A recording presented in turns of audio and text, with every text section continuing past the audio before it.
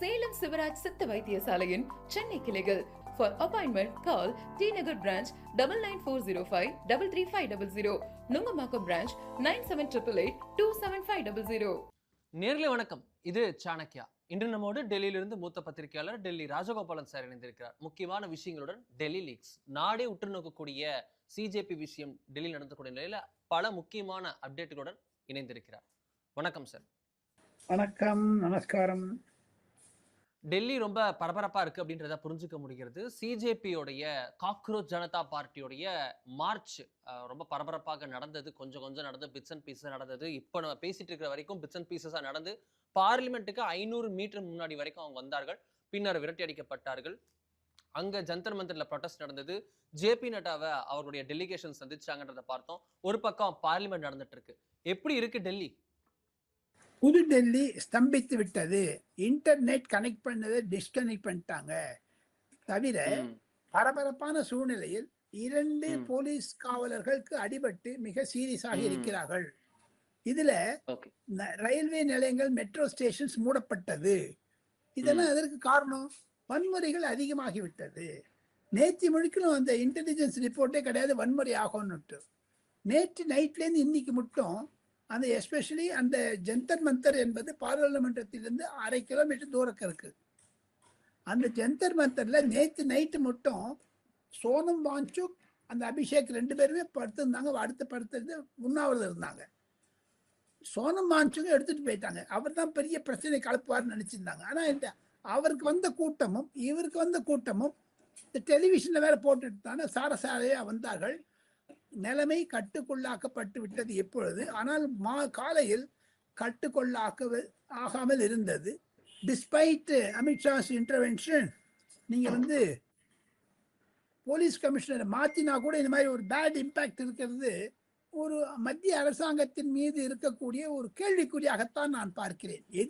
நான் பாஜகவினுடைய சப்போர்ட்டரா இருந்தாலும், பிரதமர் நரேந்திர மோடியினுடைய சப்போர்ட்டராக இருந்தாலும், அமித்ஷாவுடைய சப்போர்ட்டராக இருந்தாலும், பொதுமக்கள் செய்தது தவறு, பொதுமக்கள் இந்த மாதிரி வன்முறையில் ஈடுபடக்கூடாது என்று சொன்னாலும் அரசாங்கம் இந்த நீட் விஷயத்துல பதில் சொல்றதுக்கு ரெடியா இருந்தாங்க. அப்போ எதிர்கட்சிகள்லாம் கவர்மெண்ட் 4 முறை அட்ஜென்ட் பண்ணியிருக்காங்க. இன்னைக்கு 10, 11, 11, 12 அப்படி எல்லாம் போட்டு.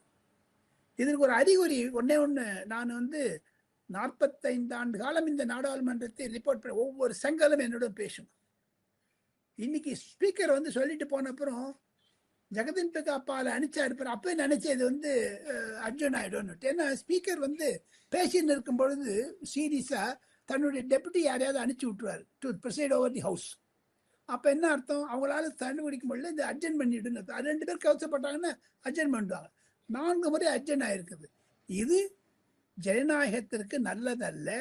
ஏதோ வட இந்தியாவிலும் சரி, தென்னிந்தியாவிலும் சரி, தமிழ் ஊடகங்களும் சரி, புதிய தலைமுறை, தினமலர், தினத்தந்தி போன்றவர்கள்லாம், தினத்தந்தி எஸ்பெஷலி, நாட் தினமலர், அவங்களாம் பார்த்தா ஏதோ ஜென்சி அமெரிக்கா, அது மாதிரிலாம் இல்லவே இல்லையே. டெல்லியில் அந்த மாதிரி சுச்சுவேஷன் இல்லையே. நடக்க முடியுது.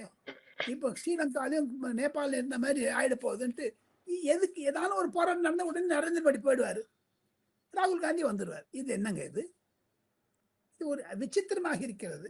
ஆக மொத்தம் கரப்பாம்பூச்சி பாரதிய ஜனதா கட்சியினுடைய ஒரு மறு உருவம் என்பது ஒரு வேகம் எடுத்திருக்கிறதே தவிர அதற்கு பொதுமக்களிடையே ஆர்வங்கள் இல்லை, மாணவர்களிடையே இருக்கிறது. இது எதுக்காக அந்த காக்ரோச்னு எல்லாம் பார்க்க வராங்க? தேர்தலில் நிற்குமா, அடுத்த ஆட்சி அவங்க பிடிச்சிருவாங்கன்னா இது ஒரு கேலித்தரமாகத்தான் நான் பார்க்கிறேன். இத ஹோம் மினிஸ்ட்ரி எப்படி அணுகுறாங்க? இதுல லாஸ்ட் மினிட்ல உங்களுக்கு டெல்லி கமிஷனர் மாற்றப்பட்டார் அப்படின்றத பார்த்தோம். அவர் ஒரு இன்டெல் ஆபீசரா இருந்தவர், உளவுத்துறையில ஸ்பெஷலிஸ்ட். அவரை அப்பாயிண்ட் பண்ணாங்க. அவர் அப்பாயிண்ட் பண்ணதுக்கு அப்புறம் தான் சோனம் வாங்சுக்குடைய எவிக்ஷன்ல இருந்து எல்லாமே ரொம்ப ஸ்மூத்தா நடந்திருக்கின்றத பாக்குறோம். பட் இன்னைக்கு பாக்குறோம் அந்த ஸ்மூத்ல கொஞ்சம் கடினமான விஷயங்கள் நடக்கிறதோ அப்படின்ற கேள்வி எழுந்திருக்கிறது. லைட்டா மோதல்கள் நடந்திருக்கு அப்படின்றத பார்க்கிறோம். இது எப்படி பார்க்கிறது? அமித்ஷா ஆபீஸ் என்ன பண்றாங்க இந்த இடத்துல? அமித்ஷா ஆபீஸ் மிக மிக சீரியஸா தான் இருக்கிறார்கள். கைவிட்டு இந்த நிலைமை போகிவிட்டது. அமித்ஷாவை புரிந்து கொள்கிறார். இது அமித்ஷாவை எதிர்த்தோ நரேந்திர மோடி எதிர்த்தோ தான் செய்கிறார் என்று அவர்கள் சந்தேகப்படுகிறார்கள். இதில் அயல் நாட்டினுடைய கை இருக்கிறதா என்று கூட அவர்கள் ஒரு ஸ்டேஜில் மேலே போயிட்டாங்க. ஏன்னா நேத்தி மட்டும் அது மாதிரிலாம் ஒன்றும் இல்லை, இன்னைக்கு எப்படி தடாலும் வந்தது? ஹூ இஸ் பிஹைண்ட் இட்னு கேட்குறாங்க. டெல்லியில் ஒரு பிரச்சனை ஆகிவிட்டது. நாளை சுமூகமாக நாடாளுமன்றம் நடக்கும் என்ற நம்பிக்கை எனக்கு இல்லை. இது நாங்கள் இன்னைக்கே இந்த வீடியோ இன்னைக்கே போட்டுட்டீங்கன்னா நாளைக்கு பார்க்குறவங்களுக்கெல்லாம் ஒரு அதிர்ச்சியாக இருக்கக்கூடாது. நாளைக்கு காத்தால் கூட அட்ஜர்ன் ஆகும். மாலையிலிருந்து சபை நடக்கக்கூடிய வாய்ப்புகள் இருக்கின்றன. இருந்தாலும் ஒரு ஆக்ரோஷத்தை பார்த்தீங்கன்னா எதிர்கட்சிகளுடைய ஆக்ரோஷம் நியாயமானது தான். இந்தியாவிற்கு ஒரு தலைமையான எதிர்கட்சி தேவை. ஆனால் இந்த விஷயத்த காக்ரோச் விஷயத்தில் அருண் ஒரு சின்ன டெல்லி லீக்ஸ். ஏங்க ராகுல் காந்தி இதுக்குன்னு போய் பார்க்கவே இல்லை? அவனா அவர் போயிடுவாரு. சோனம் வாங்சுக் ஏன் பார்க்கல? அங்க ஒரு கேள்வி வருது இல்ல, இந்த ப்ரொடெஸ்டோட பலன் வந்து ஆம் ஆத்மிக்கு போயிடும் நினைக்கிறாரோ? இது பாரதிய ஜனதா கட்சியுடைய ஏஜென்ட் நினைக்கிறாரு காக்ரோச் பார்ட்டியை ராகுல் காந்தி. அவங்க ஆம் ஆத்மி பார்ட்டி ஒண்ணுமே, ஆம் ஆத்மி பார்ட்டி டெல்லியில் ஒன்றும் இல்லாத ஆயிடுச்சே, பஞ்சாப்லேயும் ஒன்றும் இல்லாத ஆக போடுது. ஆக மொத்தம் ராகுல் காந்திக்கு யாரோ போய் சொல்லிட்டாங்க இது பிஜேபி பிளான்ட் அப்படின்றா, போது ஒதுக்கிட்டாரு. ஓகே, இதுல பிரைம் மினிஸ்டர் என்ன வியூஸ்ல இருக்காரு? இன்னைக்கு பாக்குறோம் ஹெச்எம் அமித்ஷா அவர்கள் திடீரென அழைத்து தர்மேந்திர பிரதான் அவர்களை சந்தித்து பேசியிருக்கிறார். அந்த கான்வர்சேஷன் என்ன நடந்தது? இது ரெசிக்னேஷனை நோக்கி நகர்கிறதா இந்த விஷயம்? பிரைம் மினிஸ்டர் இதுல எப்படி பார்க்கிறது? ரெசிக்னேஷனே கிடையாது. நாளைக்கு அவர் அறிக்கை சமர்ப்பிக்க போகிறார். அந்த அறிக்கையில் என்னென்ன நுணுக்கங்கள் இருக்கின்றன, எது நாங்கள் சீர்திருத்த இருக்கிறோம் என்றெல்லாம் சொல்லி இருக்கிறார்கள். அமித்ஷாவுடைய அலுவலகம் சரி, பிரதமர் அலுவலகம் சரி, இதை தேசிய கல்விக் கொள்கைக்கு எதிராக செய்யக்கூடிய கம்யூனிஸ்டுகளுடைய தந்திரம் என்று தான் நினைக்கிறார்கள். அதான் ஓப்பனா சொல்லணும். எப்படி ஜல்லிக்கட்டுக்கு போராட்டத்துக்கு தடால்னு தமிழ்நாட்டில் வந்ததுங்களோ ஒரு ஓ பன்னீர்செல்வம் சீஃப் மினிஸ்டர் கட்ச, அது மாதிரியான சூழ்நிலை டெல்லியில் வந்தது. இது ஸ்பர்ட் வந்துருச்சு. இதிலிருந்து ஒரு எச்சரிக்கை மத்திய அரசாங்கமும் புரிந்து கொண்டது. Every act is a learning என்று ஆங்கிலத்தில் சொல்வார்கள். எது நடந்தாலும் அது பயிற்சியாகத்தான் இருக்கும்.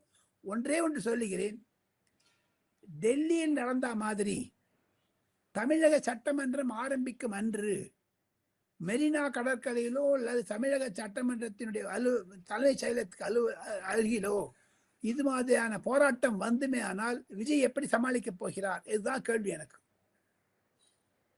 இது காக்ரோச் பார்ட்டி விட்டுருங்க, இது காக்ரோச் பார்ட்டி விட்டுருங்க. தட்ஸ் இன்னைக்கு ஒரு நாள் ரெண்டு இருக்கும். அந்த காக்ரோச் பார்ட்டி விட்டில் பூச்சி மாதிரி புருன்னு போடும்.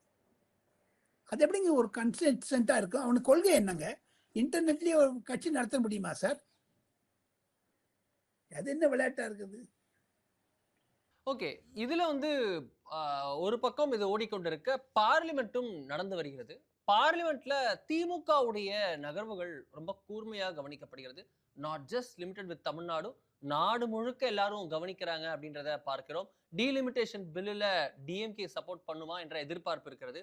2 நாள் முன்னாடி பேட்டி கொடுத்த கார்த்தி சிதம்பரம் சொல்றாரு, உங்க டீலிமிட்டேஷன் பில்ல நீங்க சப்போர்ட் பண்ணுங்க, அடுத்து one nation bill one election வரும், அதையும் சப்போர்ட் பண்ணுங்க, 3 வருஷத்துல நேஷனல் எலெக்ஷன் கூடயே சேர்ந்து தமிழ்நாடு சட்டமன்ற தேர்தல் வந்துடும் அப்படின்ட்டு பிஜேபி ஆசை வார்த்தை காட்டுகிறது திமுகவிற்கு அப்படின்றாங்க.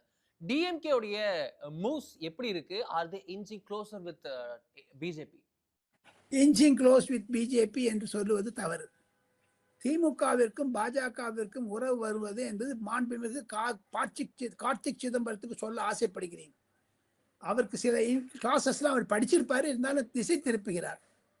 அரசியல்வாதி, வழக்கறிஞர், அவருடைய அப்பா வழக்கறிஞர், இன்னைக்கு போய் ஊழல்னுட்டு தமிழ்நாடு அரசாங்கத்தை புகழார், வரவேற்கத்தக்கது யாரும் இல்லைங்களே. அதே சமயத்துல ப சிதம்பரம் சொல்லுவது ஊழல் இல்ல அரசாங்கத்தை 60 நாள் காமிச்சிட்டாரு. Hats off to Vijay. ஆனா இந்த ஒன் நேஷன் ஒன் போல பத்தி அவர் புரிஞ்சுட்டு இருக்காரு, மிஸ்லீட் பண்றாரு தெரியாது. டிஎம்கேக்கும் பாஜகவிற்கும் ஒரு கொள்கை சித்தாந்த விரோதி என்ன என்று கேட்டால் சனாதனம். பிஜேபி விட மாட்டாங்க, அத்தை திமுக விடாது. எப்படிங்க ஒண்ணு போட முடியும்? ப சிதம்பரத்துடைய மகன் எப்படி பேசுறாரு? அப்படி தவறாக பேசுகிறார். இருப்பினும் கொள்கை ரீதியாக இதே ப சிதம்பரத்துடைய மகன் கார்த்திக் சிதம்பரத்தை ஒரு கேள்வி. 4ஆம் தேதி 7:30 மணி மட்டும் மே மாசம் 2026 திமுக அப்படியே சொரிஞ்சின்னு இருந்தாங்களே, மத்த நாள் காத்தால் ஏன் புகழ போனாங்க விஜய் கிட்டக்க? அது என்னது? அது 3 வருஷத்தை வந்தா 3 நிமிஷத்தை எப்படி வந்தது? அது ஐயா கார்த்திக் சிதம்பரம் அவர்களே, இந்த ஒன் நேஷன் ஒன் போல்ல ஒரு கிளாஸ் இருக்குது. எந்தெந்த ஸ்டேட் நியரிங் தி எலெக்ஷன் இருக்கோ அதுக்கு பண்ணணும், எந்தெந்த ஸ்டேட் எலெக்ஷன் நடந்ததோ தமிழ்நாடு எலெக்ஷன் அதுக்கெல்லாம் பைஃபிகேட் பண்றதுக்கு வாய்ஸ் கொடுத்துருக்காங்க, சான்ஸ் கொடுத்துருக்காங்க. அதுக்கெல்லாம் நுணுக்கம் தெரியாதவர் அடிக்கிறார் கேஸ் பலூன். அந்த அந்த சட்டத்தினுடைய பிபி சௌத்ரி என்ற சேர்மன் விளக்கி இருக்கிறார் நிருபர் கூட்டம் வச்சு. 2029 லோக்சபாக்கு யாரும் இல்லைங்கிற மீதி இப்போ உத்தரப்பிரதேசத்து 27 நடக்குதுங்க எலெக்ஷன். 29 கொண்டுருவாங்களா? உத்தரப்பிரதேசத்தை கை விட்டுருவாங்களா பிஜேபி? என்ன பேசுறாரு கார்த்திக் சிதம்பரம்? யாரை உசுப்புறாரு? விஷயம் தெரிஞ்சு பேச காங்கிரஸ் ஒண்ணுமே இல்லாத படிச்சுக்கணும் நார்த் இந்தியாவில். அதை பத்தி ஏன் பேச மாட்டேங்கிறா சார்? இந்த ஒன் நேஷன் ஒன் எலெக்ஷன் இம்ப்ளிமெண்டேஷனே 2029ல இருந்து ஆரம்பிக்கவே தவிர ஒரே வருஷத்துல வராது. 2029ல இருந்து 2034 வரைக்குமான சைக்கிளாக சொல்லப்படும். 27 நடக்கிற யூபி எலெக்ஷன் திருப்பி 34 தான் நடக்கும் அப்படின்றத பார்க்கிறோம். நீங்க சொல்ல வரது அதுதான். அதெல்லாம் நிறைய டிஸ்கஸ் பண்ணிட்டாங்க. பழைய exchange chief justice, election commissioner எல்லாம் டிசைட் பண்ணிட்டாங்க. அதை தவிர இதே கார்த்திக் சிதம்பரம் தன்னுடைய தகப்பனாரிடம் வெற்றி கண்ட சிவகங்கையில் சுதர்ஷன் நாச்சியப்பன் அவர்கள் இந்த குழுவுக்கு தலைவராக இருந்தார். ஒன் நேஷன் ஒன் போல் அவருடைய ரிப்போர்ட் தான் நடக்குது. இது அவரே சொல்றாரு 29 நடக்காதுன்னு பேட்டி கொடுக்கிறாரு. நானே பேசி எங்கிட்டே சொன்னாரு, நீங்க பேசினா ஊட்டின்னு சொல்லுவார். ஆக மொத்தம் இந்த திமுகவுடைய நெருக்கம் பாஜக என்பது சித்தாந்த ரீதியில் இல்லை, அரசியல் ரீதியாக இருக்கிறது என்றால் ஆமாம் இருக்கிறது. அது ஒன்லி ஃபார் தட். ராமர் கோவில்ல ஊழல் நடந்ததுன்னா எப்படி சப்போர்ட் பண்ண மாட்டாங்க. ராமர் கோவில்ல நல்லது நடந்தாலும் சப்போர்ட் பண்ண மாட்டாங்க, அது வேற விஷயம். நான் கேட்கறது திமுகவுடன் பொலிட்டிக்கலா ஒரு அண்டர்ஸ்டாண்டிங் இருக்கு அப்படின்றது, அது பொலிட்டிக்கல் அலையன்ஸ் நோக்கி நகர்கிறதா? கிடையாது. காங்கிரஸை வீழ்த்த வேண்டும் என்று நடக்கிறதே தவிர alliance. Enemies my friend, that's all. Friend அப்படின்றது நான் குத்துறேன், என் முதுகில் ஃப்ரெண்ட் அப்படின்றது நான் குத்துறேன். எஸ், ஃப்ரெண்ட்ன்றது எந்த அளவுக்கு போக போகுது? Back and support like YSR Congress BJD ஒரு காலத்துல இருந்தது போலவா, இல்ல இது வந்து அதிமுக 2018 கிட்ட 17 கிட்ட இருந்தது போலவா, இல்ல கூட்டணியாவே வர இருக்கிறதா? கூட்டணி வராது. திமுகவுக்கு உட்காடுக்கே பேங்குதுங்கன்னு சொன்னார் ராஜ்யசபா லோக்சபால பப்ளிக் மீட்டிங்ல அமித்ஷா பண்ணி காமிச்சிட்டாரு. அவருடைய கோபம் தணிந்து விட்டது, யாரும் இல்லை என்று சொல்லவில்லை. அதே மாதிரி மற்ற மாநிலங்களில் குறிப்பாக திமுக தொண்டர்களுக்கு காதுக்கு இனியதாகத்தான் நான் பேசுகிறேன். மம்தா பானர்ஜிக்கு கொடுத்த இன்னல்களை பாஜக ஸ்டாலினுக்கு கொடுக்கவில்லை. அரவிந்த் கேஜ்ரிவாலுக்கு கொடுத்த இன்னலை அவருக்கு கொடுக்கவில்லை திமுகவிற்கு. அதிலிருந்து கடந்த 5 ஆண்டுகளாகவே திமுக மீது நல்ல அபிப்பிராயம் வைத்திருந்ததா பாஜக என்று கேட்டால் இல்லை. அவங்கள காங்கிரஸோட இருக்குது வெளில வந்து அவ்வளவுதான் முடிஞ்சு போச்சு. இப்ப காங்கிரஸ் யாரோட இருக்குங்க? இண்டி கூட்டணி எங்க இருக்குங்க? சரத்பவார் ஜாயின் பண்ண போறாரு என்டிஏவோட. மம்தா பானர்ஜி கட்சி உடஞ்சிடுச்சு. அதோட இந்த சமாஜ்வாதி பார்ட்டியில பாதி பேர் ஓட்டு போடுப்பாங்க. இன்னும் சொல்ல போனீங்கன்னா டெல்லி லீக்ஸ் முக்கியமான சொல்றேன், இதே காங்கிரஸ்ல பஞ்சாப், ஹரியானா, ராஜஸ்தான் இந்த எம்பிக்கெல்லாம் ஒன்றாக இருக்கிறார்களா என்று பாருங்கள். டீலிமிட்டேஷன் ஓட்டும் போது ஆகஸ்ட் மாதம் 10 தேதி வகையில் இன்ட்ரடியூஸ் பண்ண போறாங்க. அது மட்டும் வெயிட் பண்ணுவாங்க, நிலைமையை பார்ப்பாங்க. டிராஃப்ட் பில்ல காமிக்கல இது வரைக்கும். டிராஃப்ட் பில்ல காமிக்கிறதுக்கு அடுத்த செவ்வாய்க்கிழமை 1 வீக் லேட்டர். சூடு பிடிக்குது. அது மொத்தம் திமுக பாஜக ஒன்னா வந்துச்சுன்னு சொல்றத நான் நம்ப தயாரா இல்லை. ஆனா கிட்ட அரசியல் ரீதியாக டீலிமிட்டேஷன் பில்லுக்கு ஏன்னா போன செஷன்ல அவங்க பேசியிருக்காங்க. அமித்ஷா எதிர்க்க கனிமொழி கேட்டிருக்காங்க, நீ 50% சொல்ல உத்தரவாதம் கூட நான் ஓட்டு போறேன்னு அப்பவே சொல்லியிருக்காங்க கனிமொழி. இப்போ கொடுத்துட்டாங்க. ஏன்னா அப்பவே காங்கிரஸ் விட வர ஆரம்பிச்சிட்டு காங்கிரஸோட அதைத்தான் எக்ஸ்பிளைட் பண்றாங்க. நீ இவ்வளவு பேசுறீங்களே அருண், நம்ம 2 பேரும் இப்படி பேசணும் வாய்க்கையே எல்லாம். இது நடுவில் திரைமறைவு சம்பவங்கள் எவ்வளவு இருக்கு. உங்க பின்னாடி ஒரு திரை இருக்குது பாருங்க, அது பின்னாடி எவ்வளவு நடக்குது. கனிமொழியுடன் பேசிக் கொண்டிருக்கிறார். இதே திருமாவளவனும் மறுமலர்ச்சி திராவிட முன்னேற்ற கழக துரை வைகோவும் ஓதாத கோரிக்கை சதீஷும் கமலஹாசனும் அவருடைய நிலை என்ன? ஒன் நேஷன் சாரி டீலிமிட்டேஷன்ல are they with DMK are against DMK? Are they for 129 one nation delimitation? சொல்ல மாட்டேங்கிறாங்க. ஏன்னா அவங்க திமுக தான் ஓட்டு போடுவாங்க. அப்ப தாவேக்காவுக்கு என்ன பிரயோஜனம்? அது என்ன ஆகும்? அரசியல். திருமாவளவன் நேற்று அமித்ஷாவை பற்றி பேசுவதனுடைய தாற்பயம் என்ன? அவர் எனக்கு ஃபோன் பண்றாரு, அஸ்வினி வைஷ்ணவ் ஃபோன் பண்ணா சொல்லிக்காவே விட்டாரு. இப்போ ஒன் நேஷன் சாரி இந்த டீலிமிட்டேஷனுக்கு தாவேக்காவுக்கு எதிராக இருக்கிறது. டீலிமிட்டேஷனுக்கு ஆதரவாக ஓட்டு போடுகிறார்களோ அல்லது வெளிநடப்பு செய்தாரோ திருமாவளவனுடைய நிலைமை என்ன, ரவிக்குமாருடைய நிலைமை என்ன, மனித மக்கள் நீதி மையத்தின் தலைவர் கமலஹாசனுடைய Rajya Sabha member, he has to answer. Chanakyan மூலமாக நான் கேள்வி கேட்கிறேன். சதீஷ், பிரேமலதா என்ன பண்ண போறாங்க? திமுக இருக்காங்க, அவங்க போடுவாங்க, ஏன்னா அவங்க திமுக அலையன்ஸ்ல இருக்காங்க. பட் மக்கள் நீதி மையமும் இவங்களும் என்ன பண்ண போறாங்க? மிஸ்டர் திருமாவளவன்லாம் எல்லோ பூரெல்லாம் பேசுறாங்களே, என்னமோ கார்த்திக் சிதம்பரத்துக்கு கேளுங்க பார்ப்போம். ஓகே, இதுல நீங்க ஒரு வார்த்தையை சொல்லிட்டு ஈஸியா பாஸ் ஆன் பண்ணிட்டீங்க. I want to have a deep dig on it. DMK வந்து எங்க முதுகுல காங்கிரஸ் குத்திருச்சு, அதனால நாங்களும் முதுகுல குத்துவோம், அதுக்காக என்ன வேணா செய்வோம் அப்படின்ற மைண்ட் செட்ல இருக்கு, அந்த மனநிலை இருக்கு அப்படின்னு நீங்க சொன்னீங்க. திரு ஸ்டாலின் அவர்கள் ராகுல் காந்திக்கு எதிராக சில விஷயங்களை செய்து வருகிறார் டெல்லியில் அப்படின்னு இன்னொரு கான்ஸ்பிரசி தியரி ஒன்று ஓடிக்கொண்டிருக்கிறது. இது ரெண்டுத்துக்கும் ஏதாவது லிங்க் இருக்கா? அதை தான் சொல்றீங்களா, இல்ல வேற ஒரு ஆங்கிள் இருக்கா? அந்த ஆங்கிள் இருக்கு, வேற ஒரு ஆங்கிள் இருக்கு. இப்ப மூன்றாவது அணி உருவாகி இருக்கிறது. இந்திய அலையன்ஸ் என்பது செத்து போச்சு, உயிரோடு இல்லை, தவசம் பண்ணிட்டாங்க, எழுந்த அணி அரைச்சிட்டாங்க. ஏன்னா பாருங்க, இந்தி கூட்டணி 2023 பாட்னாவில் ஆரம்பிக்கப்பட்டது. நிதிஷ்குமார் போயிட்டாரு, சரத்பவார் போயிட்டாரு, மம்தா பானர்ஜி கட்சி உடஞ்சிடுச்சு, சமாஜ்வாதி பார்ட்டி இந்த டீலிமிட்டேஷனை உடையமா இருக்குமா தெரியாது. அப்ப இந்திய அலையன்ஸ் என்ன இருக்குது காங்கிரஸை தவிர? ஆக மொத்தம் மூன்றாவது அணிப்பட்டால் அதில் மு.க. ஸ்டாலினை பிரதமராக நியமிக்கக்கூடிய அளவிற்கு கூட பல கட்சிகள் இன்க்ளூடிங் சமாஜ்வாதி பார்ட்டி போகும். அது உத்தரப்பிரதேச தேர்தலுக்கு பிறகு. ஓகே, தமிழ்நாடு ராகுல் காந்தி கிட்ட டிஎம்கே ராகுல் காந்தி பேசணும்னு நினைச்சாரு. ஒன்னே ஒன்று உங்களுக்கு டில் இன்னொன்னு சொல்றேன். நீங்க போகிற போக்கில் போனீங்க சொன்னீங்களே, எதுக்கு சீக்கிரமாவே சொல்றேன். 15 நாள் அதே அமெரிக்கா, டர்க்கி, துபாயெல்லாம் போய் ஜெர்மனி போயிட்டு வந்துட்டு அப்புறம் ஸ்டாலின் கிட்ட பேசணும்னு ஆரம்பிச்சாரு. Day before yesterday, that is on 18th 17th ராகுல் காந்தி 2 பேரை விட்டு பேசி வச்சாரு. நீங்க விசாரிச்சு பாருங்க, திமுக எம்பி கேட்டுங்க. என்கிட்ட ஒரு திமுக எம்பி தான் சொன்னாரு, ஸ்டாலின் சொல்லிட்டாராம் லண்டன்ல இருந்து, நான் பேச மாட்டேன், அவர் மன்னிப்பு கேட்கிற, பப்ளிக்கா மன்னிப்பு கேட்கிற மட்டும் பேச மாட்டேன்ட்டார், ஒப்பனை சொல்லிட்டார். ராகுல் காந்தி எங்க திருப்பி சொல்லணும்? எதுக்குங்க திருமாவளவன் டிவிக்கும் இருக்கணும், இந்தியா அலையன்ஸ்ல டிஎம்கேவும் இருக்கணும், யாருமே சொல்றதுக்கு? எங்க டிவிக்கே ஒன்றும் டிசிஷன் எடுக்கல.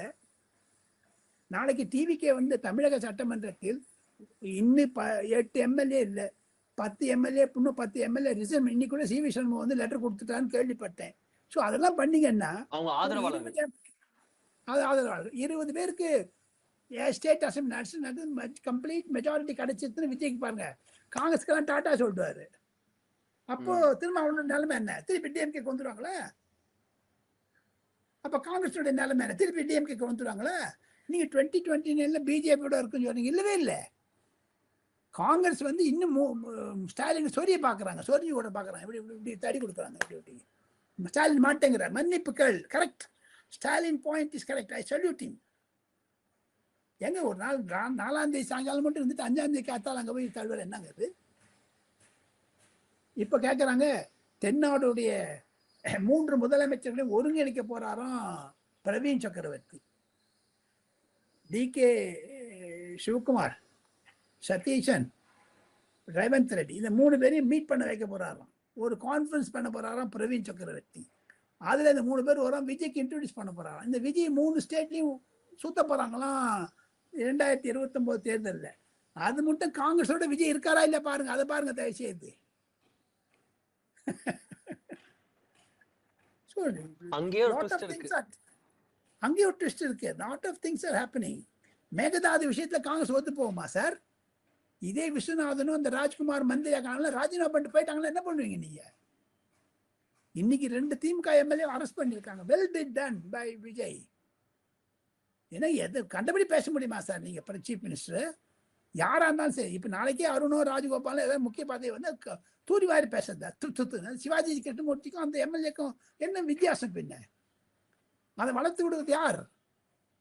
நாளைக்கு சட்டமன்றத்தில் எதுக்கு எப்படி பார்க்கணும்ல அந்த எம்எல்ஏ, இந்த சீஃப் மினிஸ்டர், அந்த எம்எல்ஏ மக்கள் என்ன நினைப்பார்கள்? மாவட்ட வளர்ச்சி என்ன ஆகும்? ம். ரொம்ப இன்ட்ரெஸ்டிங்கான டெவலப்மெண்ட்ஸ் அங்க நடந்துட்டு இருக்கு. நீங்களும் அத குடுத்துட்டு இருக்கீங்க. ரொம்ப நன்றி சார். இத்தனை நம்மோடு இணைந்து ரொம்ப டீட்டெயிலா பேசியதுக்காக தேங்க்யூ மிக்க நன்றி. தேங்க்யூ நன்றி.